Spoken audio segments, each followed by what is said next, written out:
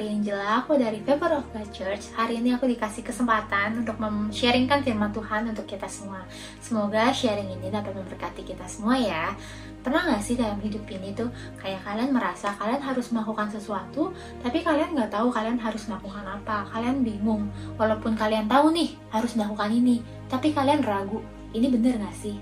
Takutnya tuh ini salah, malah merugikan diri kalian sendiri, merugikan orang lain, dan mencoreng nama baik kalian sendiri. Seringkali kan kita kayak gitu, kita mau melakukan sesuatu, tapi kita memikirkan apa hasilnya nanti, apa yang akan dinilai orang terhadap kita sendiri. Kita baca dulu yuk di dalam Mika 5 ayat 8. Mika 6 ayat 8. Hai manusia, telah diberitahukan kepadamu apa yang baik, dan apakah yang dituntut Tuhan daripadamu, selain berlaku adil, mencintai kesetiaan, dan hidup dengan rendah hati di hadapan Allahmu. Telah diberitahukan kepadamu apa yang baik. Kita tuh sebenarnya udah punya satu pegangan, kita udah punya pedoman, kita udah punya buku panduan untuk kita melakukan sesuatu. Jadi kita nggak perlu takut, kita nggak perlu ragu, karena semuanya itu tuh udah tertulis jelas di dalam firman Tuhan sebagai buku panduan kita, sebagai pedoman kita untuk melakukan sesuatu. Tapi seringkali kita ragu, kenapa? Karena kita hanya membaca aja, kita nggak menghidupi firman itu di dalam kehidupan kita. Makanya untuk kita bisa melakukan sesuatu dengan yakin, dengan pasti, yang terutama adalah kita tahu kebenaran yang kita pegang itu adalah kebenaran yang ada dalam firman Tuhan, yang firman Tuhan nyatakan untuk kehidupan setiap kita masing-masing. Ada beberapa hal juga yang harus kita hidupi, dituliskan juga di dalam Mika 5 ayat 8. Yang pertama itu untuk berlaku adil. Berlaku adil berbicara bukan untuk diri kita sendiri, tapi adil juga terhadap hubungan kita dengan Tuhan dan juga hubungan kita dengan sesama. Jadi adil berbicara mengenai porsi yang pas. Porsi yang pas kayak gimana sih? Jadi kita nggak melebih-lebihkan segala sesuatu, dan juga kita nggak mengurang-ngurangi segala sesuatunya.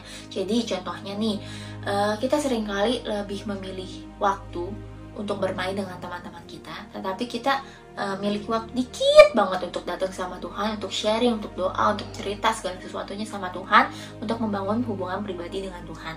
Tapi kita lebih memilih untuk kesenangan kita duniawi. Nah, seringkali kan kita nggak adil dalam hal-hal yang kita anggap sepele kayak gini.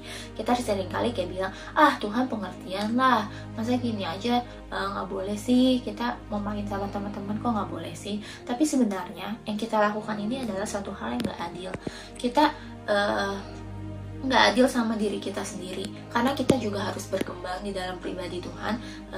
Kita harus lebih intim punya hubungan dengan Tuhan, karena itu adalah sumber dari segala sesuatunya. Nah, yang kedua adalah setia. Setia berarti kita tidak mudah terombang-ambingkan oleh segala sesuatu. Setia berbicara seberapa dalam kamu membangun hubungan dengan Tuhan, membangun hubungan dengan seseorang, dengan orang lain, ataupun juga membangun hubungan dengan sesuatu yang sedang kamu lakukan. Contohnya, ketika kita sedang mengalami satu masalah yang rasanya berat banget, kita nggak bisa lewatin nih kayaknya, tapi kita bertahan, bertahan untuk melewati proses yang ada sehingga kita bisa melalui masalah tersebut. Nah, hal ini berarti kita udah setia, kita mau tuh untuk diproses sehingga kita bisa menjadi pribadi yang lebih kuat dan menjadi pribadi yang mau bertumbuh di dalam setiap goncangan yang ada. Yang ketiga adalah rendah hati. Rendah hati bukan berarti kita kalah terhadap sesuatu, tetapi orang yang memiliki kerendahan hati adalah orang yang menang, karena mereka mampu melawan rasa ego mereka, mereka mampu untuk menghidupi nilai-nilai kebenaran di dalam kehidupan mereka.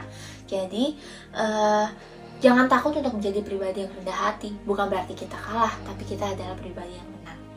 Jadi yuk sama-sama kita hidupi firman-firman Tuhan di dalam kehidupan kita, karena kita udah punya pedoman, kita nggak perlu takut, kita nggak perlu ragu lagi. Yang terpenting adalah kita membaca firman Tuhan, kita menghidupinya, dan juga kita menyerahkan semuanya kepada Tuhan.